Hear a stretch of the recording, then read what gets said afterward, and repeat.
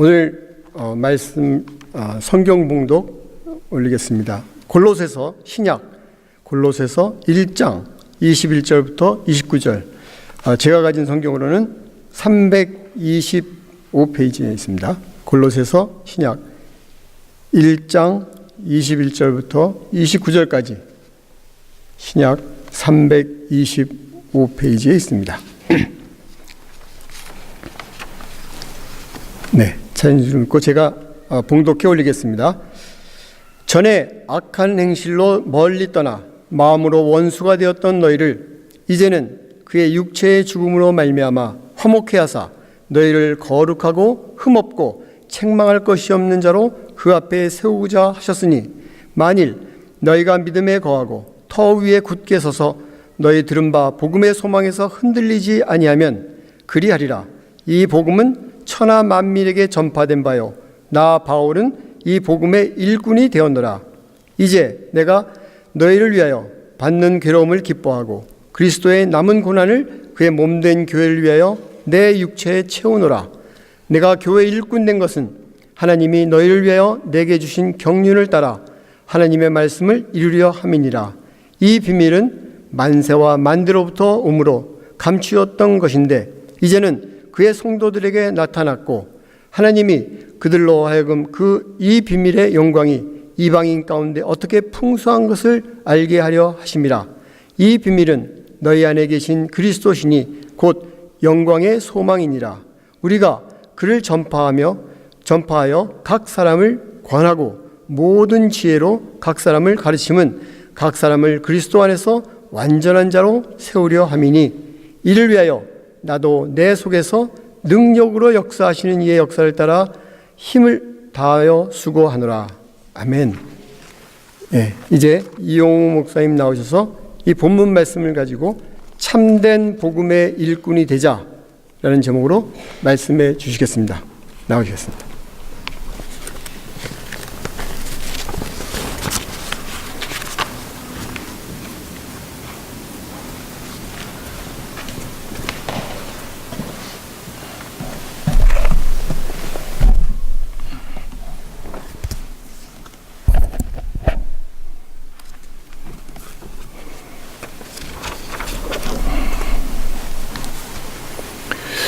다시 한번 감사하겠습니다.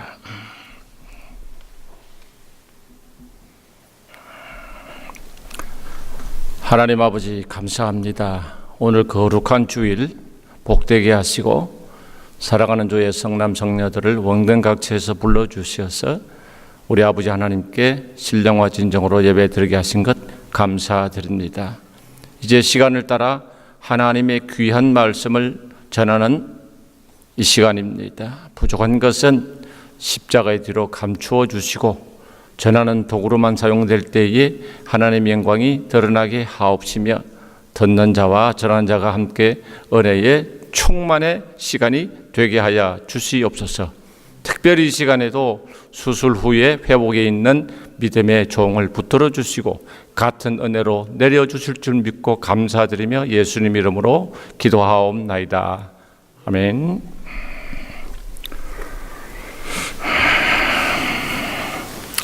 이렇게 자주 뵈니까 반갑습니다. 우리가 사는 이 서부 개척 시대에는 이 여객을 이렇게 나를 때에는 마차를 사용했었습니다. 근데 그 마차를 타던 시대에도 표를 구입할 때 보면 1등석, 2등석, 3등석이 있었습니다. 그 좁은 공간에도. 그럼 1등석은 무엇이냐? 마차가 달리다가 사고가 나면 1등석 표를 구입한 사람은 그 마차 안에 그대로 앉아있는 사람입니다. 그럼 2등석은 어떠냐? 2등석은 마차가 사고 났을 때에 내려서 좀 멀리 서서 구경하는 사람을 2등석 표를 구입한 사람입니다. 그러면 3등석 표를 구입한 사람은 어떠냐? 사고가 나면 내려서 마보와 함께 팔을 거쳐붙이고 고치고 밀고 하는 사람입니다. 그래서 마부는 항상 떠나기 전에 이 3등석 표를 구입한 사람을 누군지 눈여겨보았습니다. 왜냐하면 그에게 가장 중요한 사람은 이 3등석 표를 구입한 사람입니다. 우리가 교회 생활을 하다 보면 교회에 세 종류의 사람이 있는 것을 보게 됩니다.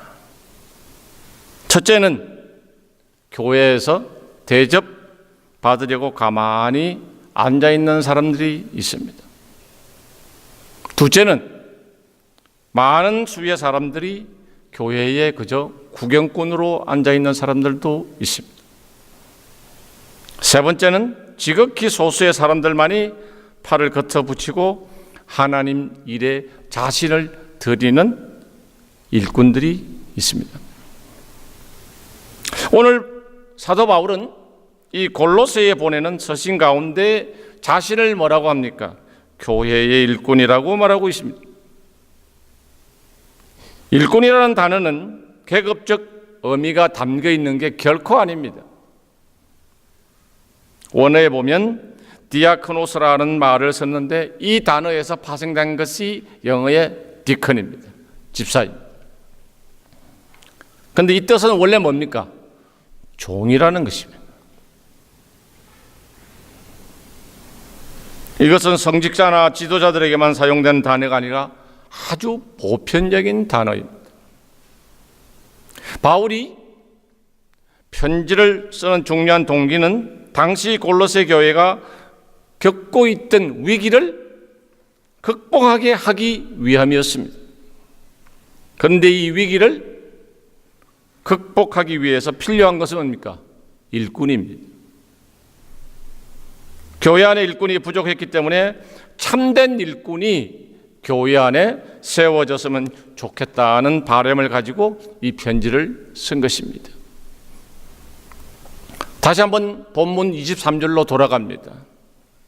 만일 너희가 믿음에 거하고 터 위에 굳게 서서 너희 들은 바 복음의 소망에서 흔들리지 아니하면 그리하리라. 이 복음은 천하 만민에게 전파된 바요 나 바울은 이 복음의 일꾼이 되었노라고 되어 있습니다. 여기에 두 가지 중요한 동사가 나옵니다.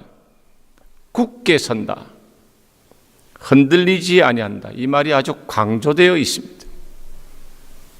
사랑하는 성도 여러분, 여러분이 이 교회에 굳게 서야 합니다. 둘째는 흔들리지 말아야 합니다.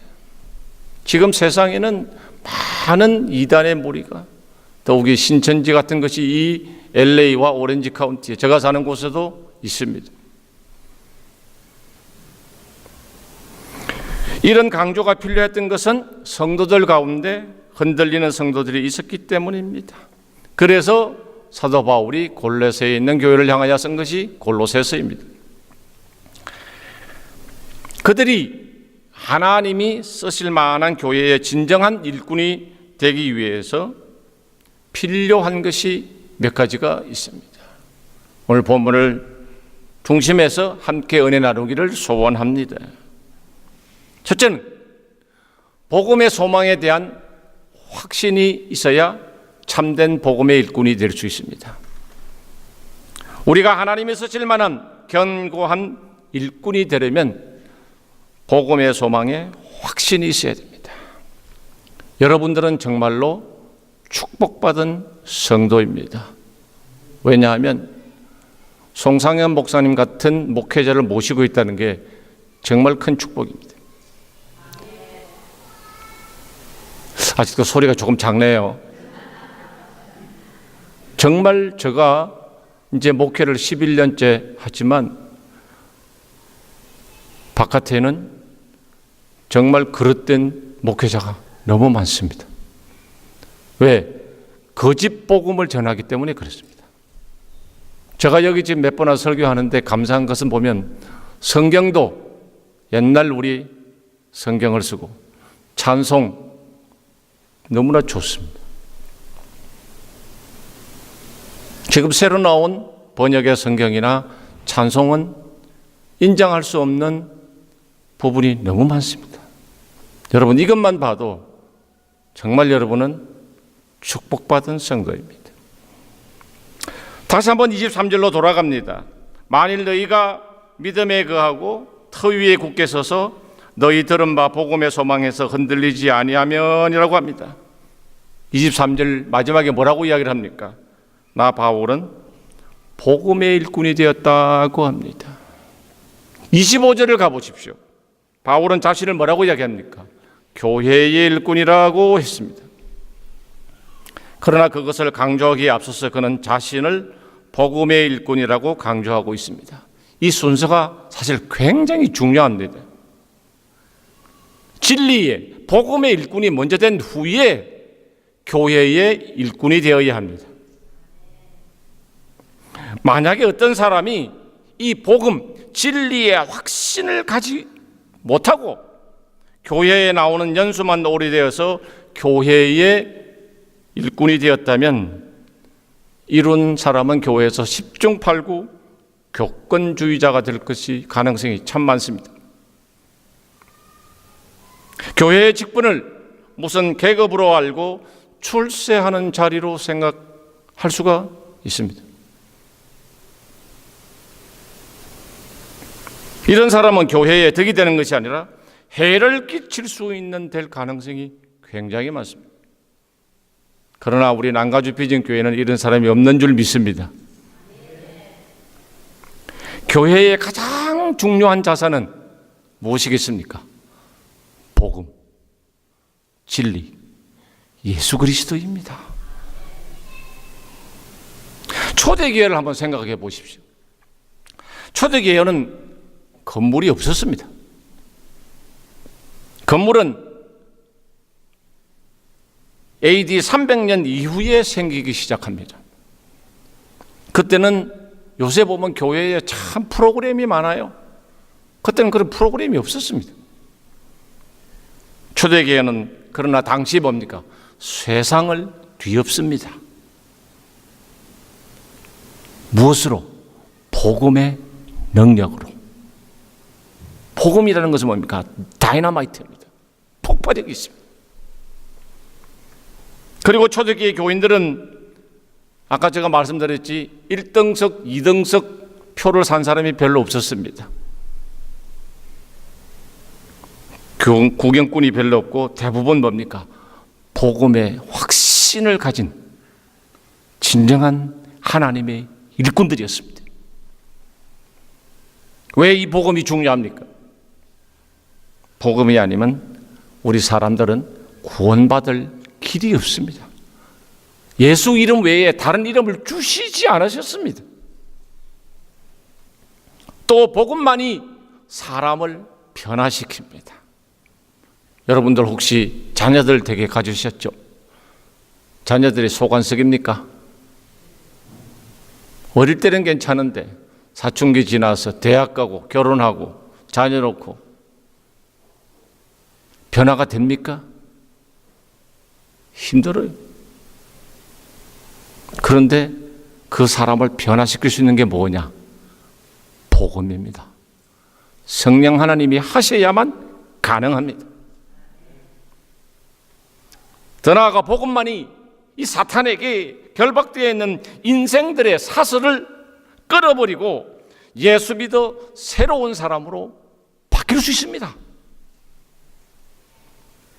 22절을 한번 보시죠. 21절에 보면 전에 악한 행실로 멀리 떠나 있었고 우리는 마음으로 하나님과 원수된 자리에 있었습니다.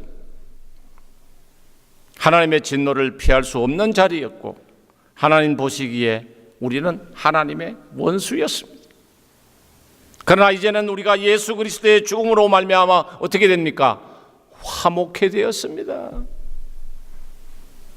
하나님을 등지고 살던 우리가 하나님을 아버지라고 부르고 하나님을 사랑하는 자가 되었습니다. 더 나아가서 구원을 받은 것입니다. 우선 이야기를 하나 하겠습니다.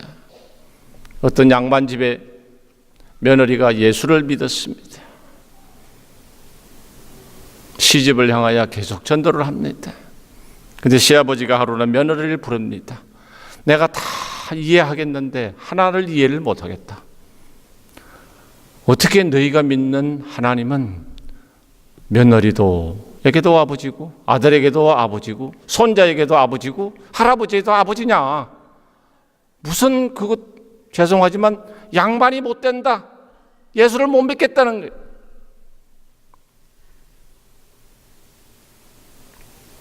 복음을 몰라서 그렇죠. 구원받은 자가 된 것입니다. 복음의 능력은 여기서 끝나지 않습니다. 우리를 어떻게 해요? 거룩하고 흠없고 책망할 것이 없는 자로 뭐합니까? 그 앞에 하나님 앞에 세우자고 합니다. 복음은 우리를 구원할 뿐 아니라 우리를 어떻게 해요? 계속 변화시킵니다. 우리가 예수를 믿어도 우리는 아직도 연약함을 가지고 있습니다. 그러나 어느 날 내 안에 시작된 하나님의 놀라운 역사는 마침내 나를 변화시켜 주시고 주님이 거룩하신 것처럼 나도 거룩한 자로, 그가 흠없고 책망할 것이 없었던 분이었던 것처럼 주님을 닮아 거룩하고 흠없고 책망할 것이 없는 자로 주 앞에 온전히 서게 하는 것입니다. 복음의 소망은 여기까지 있는 것입니다. 여러분들 아시는 대로 중세교회가 타락했었습니다. 타락의 원인은 여러 가지가 있겠지만 제가 진단하는 바는 가장 중요한 것은 복음을 상실했기 때문입니다. 지금 저와 여러분이 사는 이 시대가 그런 시대가 아닌가 생각합니다. 종교개혁의 최대의 의의는 뭡니까? 복음의 회복이었습니다. 그들이 주장한 세 가지는 뭡니까? 오직 은혜, 오직 믿음, 오직 성경이었습니다. 그러므로 첫째, 하나님의 은혜만이 우리 인간을 구원할 수 있습니다. 두 번째로, 예수를 믿는 믿음만이 우리를 구원합니다. 세 번째로, 하나님의 말씀이 아니고는 인간은 변화될 수 없습니다. 우리 인간의 변화는 어떤 조직이나 프로그램에 있는 것이 아니고 오직 말씀의 능력, 복음의 능력 안에 있을 줄 믿습니다. 이것이 초대교회가 가졌던 능력이고 종교개혁은 바로 이 복음의 능력이 회복을 통해서 교회를 회복시켰던 것입니다. 자, 그러면 세월이 지나 오늘의 교회는 어떤 자리에 있습니까?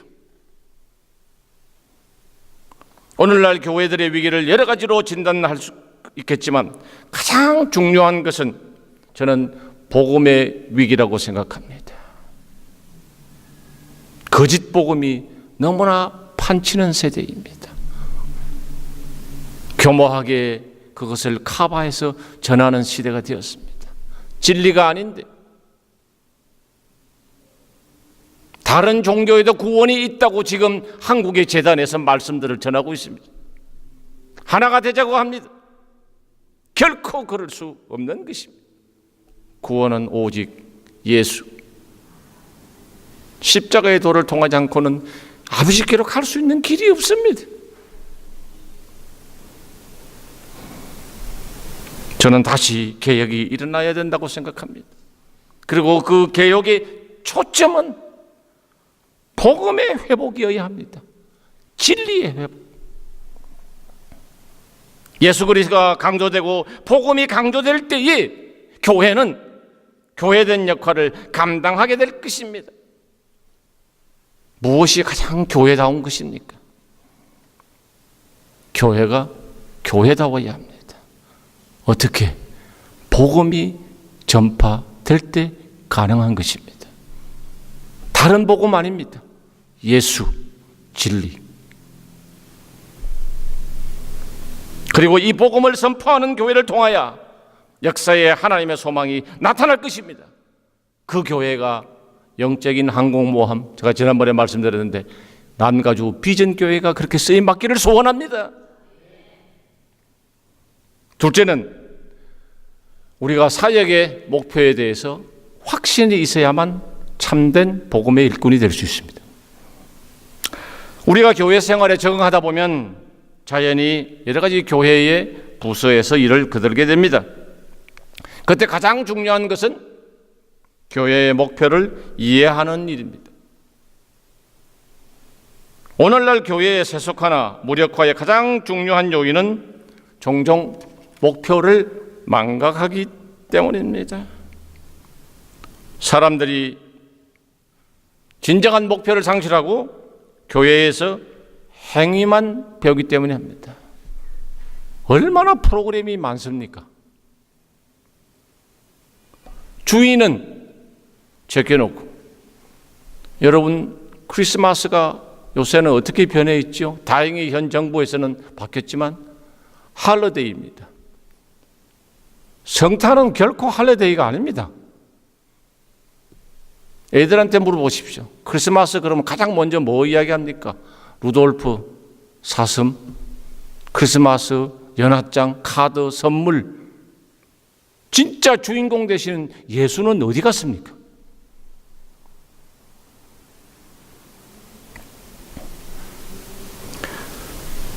교회에서 왜 우리가 일꾼이 되었습니까? 왜 나를 일꾼으로 세워주셨을까요? 25절 본문으로 돌아갑니다. 내가 교회의 일꾼이 된 것은 하나님이 너희를 위하여 내게 주신 경륜을 따라 하나님의 말씀을 이루어 하심이라고 합니다. 하나님의 뜻을 이루기 위한 것입니다. 나의 뜻을 이루거나 하나님의 영광을 가로채면 안 됩니다. 이것이 우리를 교회의 일꾼으로 세운 것인데 내 뜻을 하면 안 됩니다. 항상 교회의 일은 우리 주님이 어떻게 생각하실까? 하나님의 뜻이 무엇인가? 그럼 하나님의 말씀의 핵심은 무엇입니까? 그 답이 27절에 나와 있습니다. 함께 보겠습니다. 하나님이 그들로 하여금 이 비밀의 영광이 이방인 가운데 어떻게 풍성한 것을 알게 하려 하심이라. 이 비밀은 너희 안에 계신 그리스도니 곧 영광의 소망이니라. 아멘. 한마디로 하면 비밀은 뭡니까? 그리스도라는 것입니다. 우리가 하나님의 일을 한다는 것은 한마디로 주님을 나타내는 것입니다. 다른 것은 아무것도 없습니다. 그것이 목표입니다. 우리는 복음 전도에 있어서 조연의 역할을 해야 합니다. 주연은 누구입니까? 예수 그리스도만 영광을 받으셔야 합니다. 그런데 종종 때때로 우리가 그걸 가로챌 때가 많습니다. 조심해야 합니다. 하나님은 시기하고 질투하시는 하나님입니다. 하나님의 영광을 가로채는 것은 결코 용서하지 않습니다. 죄송하지만. 우리 28절에 한번 보면 그리스도인의 사역의 모든 형태가 다 포함되어 있습니다. 정말 우리가 이렇게 교회 생활하고 전도하고 살아야 합니다. 28절 제가 읽습니다. 우리가 그를 첫째 뭡니까? 전파하여, 둘째는 각 사람을 권하고, 셋째 모든 지혜로 각 사람을 가르침은 각 사람을 그리스도 안에서 어떻게 해요? 완전한 자로 세우려 하심이라. 여기에 전파한다, 권한다, 가르친다는 이 중요한 세 가지 동사가 나옵니다. 이렇게 우리가 살아야 합니다. 이 목적을 위하여 지원받은 것이 저와 여러분입니다. 그러면 누구를 전파한다는 이야기입니까? 예수 그리스도를 전파해야 합니다. 그리고 예수님을 믿도록 따르도록 권고해야 합니다. 전도해야 합니다. 특별히 우리 난가주 비전교회에서는 적지만 선교사를 보내고 하나님의 말씀이 땅끝까지 전파되도록 귀한 일을 하시는 것입니다. 그리고 세 번째로 예수님을 가르쳐야 합니다. 소망이신 그리스도, 구원이신 그리스도, 생명이신 그리스도를 가르쳐야 합니다. 이렇게 전파하고 권하고 가르치는 마지막 목표가 있습니다. 그 목표는 그리스도 안에서 완전한 자로 세우려 함이라. 이것이 참된 복음의 일꾼. 이것이 이루어졌을 때 뭡니까? 교회에서 직분받고 교회의 일꾼이 되어야 합니다.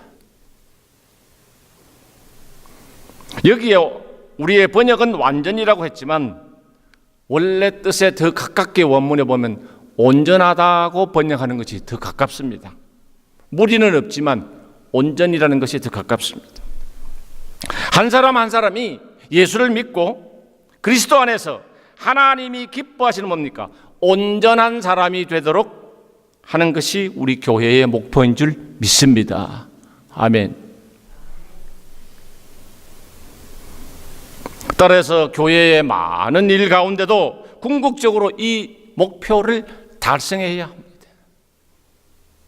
그렇게 변화된 사람들이 있는 곳에 변화된 사회가 있습니다. 변화된 역사의 소망이 있을 줄 믿습니다. 변화된 가정, 변화된 사업터, 변화된 이 사회와 국가와 민족을 만들 수 있습니다. 사람을 만드는 것, 이것이 우리 교회가 해야 할 가장 기본적인 일입니다. 교회는 하나님의 사람을 세우는 곳입니다. 그래서 그들이 하나님의 사람다운 사람이 되어 하나님의 사역을 감당할 수 있도록 하는 것입니다. 이것이 뭡니까? 사역의 목표입니다. 제가 몇 번 안 왔지만 주보에 보면 이 난가주 비전교회는 이 사역을 잘 감당하고 있는 줄 믿습니다. 우리는 결국 사람을 세워가는 것입니다. 이러한 일에 하나님이 우리를 쓰시도록 기도하시고 쓰임받도록 주님의 이름으로 축원합니다. 세 번째로, 우리는 고난의 가치에 대한 확신이 있어야 참된 복음 일꾼이 될 수 있습니다. 29절을 함께 보겠습니다. 이를 위하여 나도 내 속에서 능력으로 역사하시는 이의 역사를 따라 힘을 다하고 수고하노라고 했습니다. 여기서 이를 위하라는 말은 선행행되는 구절이 있습니다. 앞서 이야기한 사람을 세우기 위한다는 말, 이를 위하여라고 되어 있습니다. 이것을 위해서 바울은 뭡니까? 힘을 다하고 수고한다고 합니다. 바울은 힘을 다하여 자신의 에너지를 모두 쏟을 때까지 최선을 다한다고 합니다. 여기에 힘을 다한다는 원어를 보면 피와 땀을 흘린다. 주님이 동산에서 잔을 받으시기 전에 기도하실 때 피와 땀방울이 흐르듯이 여기에는 우리의 생명까지도 우리의 목숨까지도 다해야 한다는 것이 힘을 다하는 것입니다. 정말 여러분은 하나님 섬기는데, 하나님 찬양하는데, 하나님 예배하는데 목숨 걸 수 있습니까?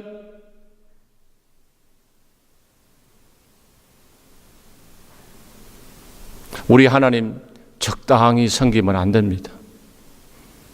정말 목숨까지도, 이것이 힘을 다하는 것입니다.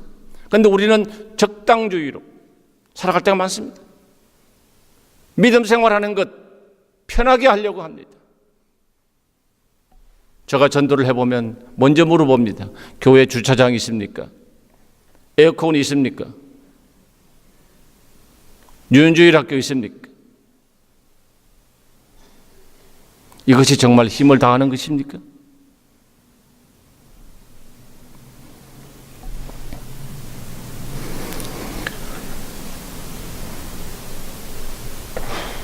여기 힘을 다한다는 것은 인간적인 최선만이 아닙니다.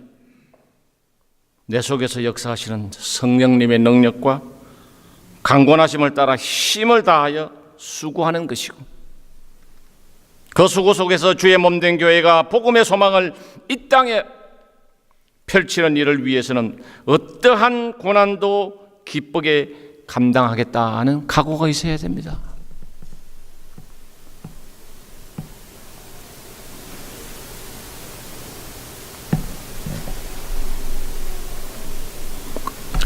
제가 원고에 준비는 안 했지만 한 가지 예를 들겠습니다. 혹시 한국에 그 치유하는 교회라고 들어보셨습니까? 제가 라디오에서 들었는데 그 목사님이 간증을 하는 목사님이 듣고 직접 하는 걸 제가 들었습니다. 그 교회가 지금 교인 출석이 한 6, 7천 되니까 작은 교회가 아닙니다. 성전 건축할 때 일어난 일입니다. 그렇게 교인이 많아도 어느 날 목사님이 보니까 갑자기 건축 헌금이 한 몇 억이 한 불이 내셨습니다. 쉽지 않은 일입니다. 큰 교회라도. 그래서 보니까 어느 여집사님이 낸 헌금이었습니다. 그래서 알아보니까 당회를 통해서 이거는 안 되겠다. 이분은 남편이 얼마 전에 교통사고로도 죽었고 자녀들도 어린데 이건 안 되겠다. 돌려주자고 결정했다고 합니다. 그래서 그 집사님을 불렀습니다.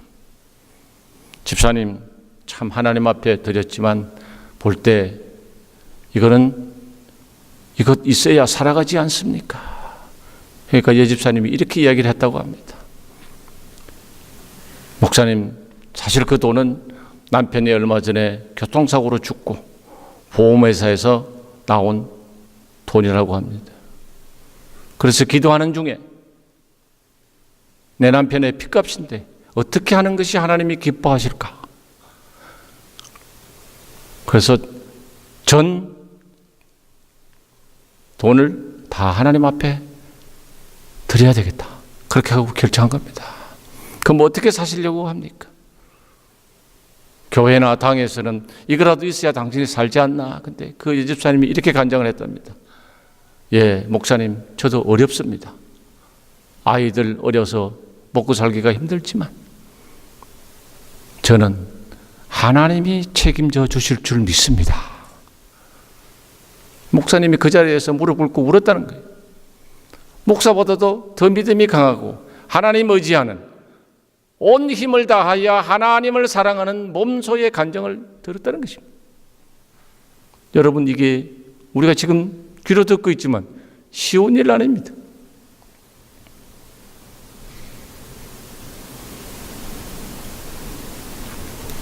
본문으로 돌아갑니다. 24절에 사도 바울이 이렇게 고백합니다. 내가 이제 너희를 위하여 받는 괴로움을 기뻐하고 그리스도의 남은 고난을 그의 몸된 교회를 위하여 내 육체에 채우노라.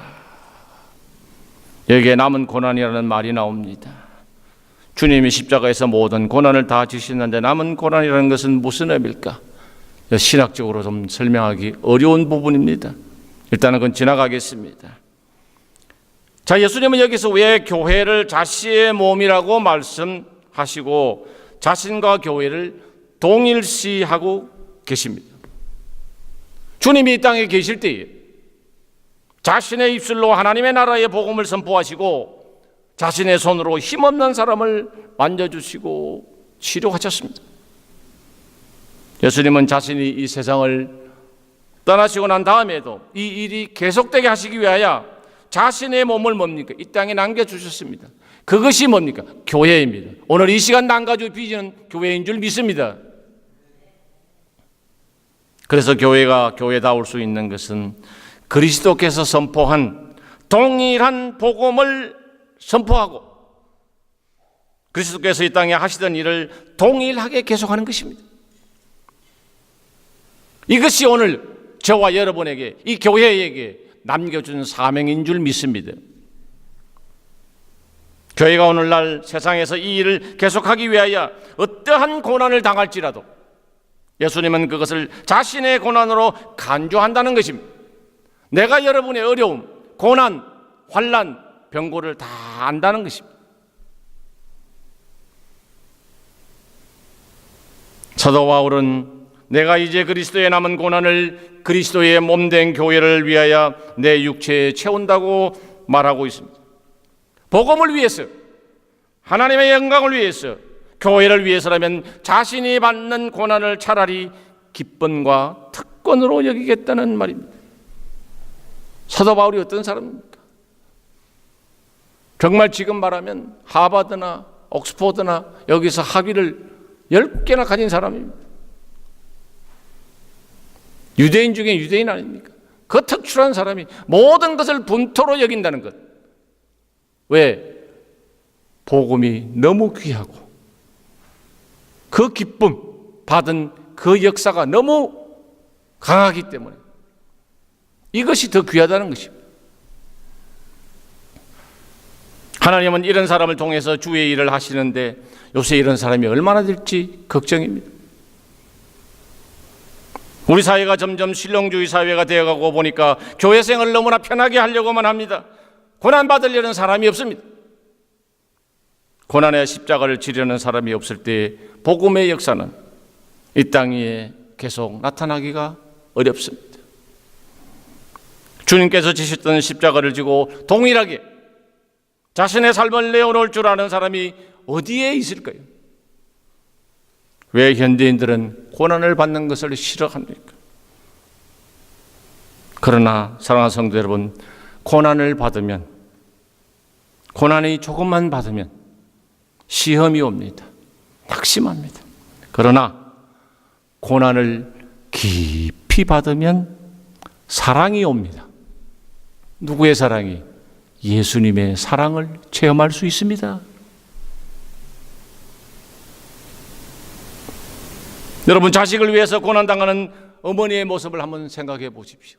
저는 그래서 참 어머님들이 저는 위대하다고 생각합니다.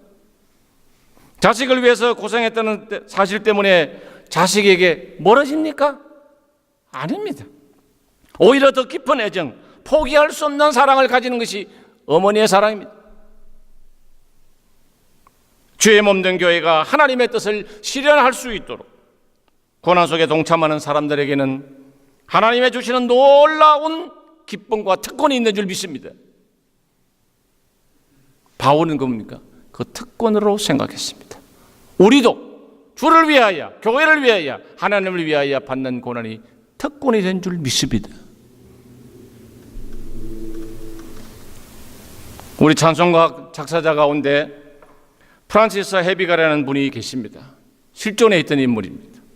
이 사람은 영국에서 독일로 유학을 왔던 수도원 원장의 딸이었습니다. 유복하게 자랐습니다. 그런데 유학을 와서 고생을 하게 되었고 몸에 병을 얻습니다. 치료를 받는 중에 근처에 작은 화랑에 갔습니다. 그 렘브란트라는 사람이 그림을 보게 되는데 실존이 있습니다, 여러분. 제목이 고난받는 그리스도라는 그림이 있습니다. 그런데 그 안에 부제가 쓰여 있습니다. 나는 너를 위하여 생명을 주었는데 너는 나를 위해서 무엇을 주었느냐. 그래서 가만히 생각해 보니까 예수는 믿지만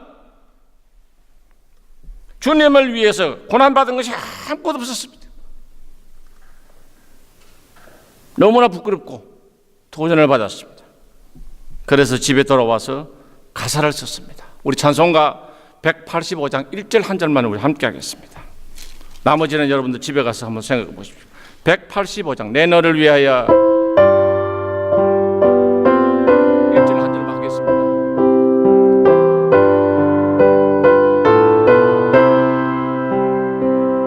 내 너를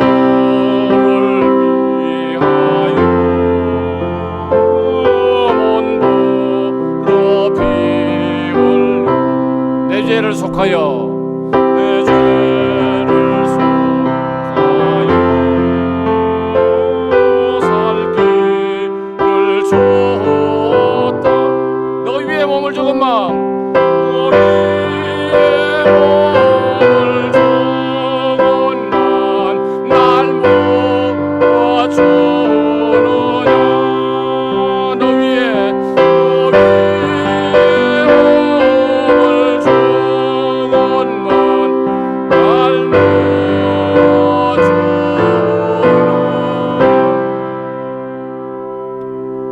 나는 너를 위하여 생명을 주었는데 너는 나를 위해서 무엇을 주었느냐.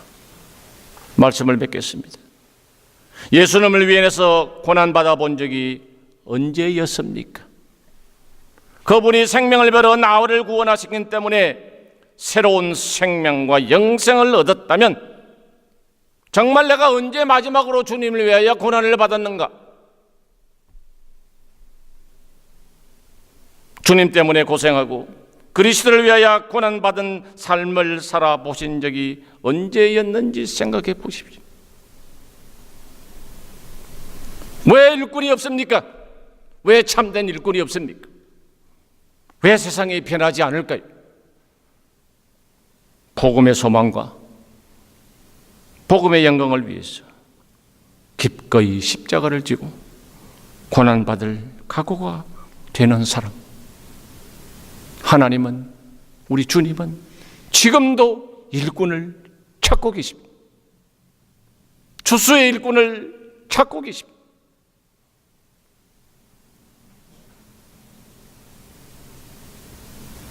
그 일꾼이 여러분이 되기를 축원합니다. 목숨 다하는 순간까지 나는 너를 위하여 목숨을 주었건만 너는 나를 위하여 무엇을 주느냐? 나를 위하여 무엇을 주느냐? 하나님 아버지 감사합니다. 오늘 이 시간 참된 복음의 일꾼을 찾으시는 하나님 앞으로 불러주심을 감사드리옵고, 정말 이제부터는 주님은 우리를 위하여 생명을 주셨는데 나는 주님을 위하여 뭘 드렸는지 다시 한번 깨닫게 하심을 감사드리며, 이제부터는 사나 죽으나 참된 복음의 일꾼으로, 진정한 교회의 일꾼으로 살아가는 주의 백성들 될 수 있도록 은혜 내려 주시옵소서. 감사하고 예수님 이름으로 기도하옵나이다. 이 시간에 봉헌하겠습니다.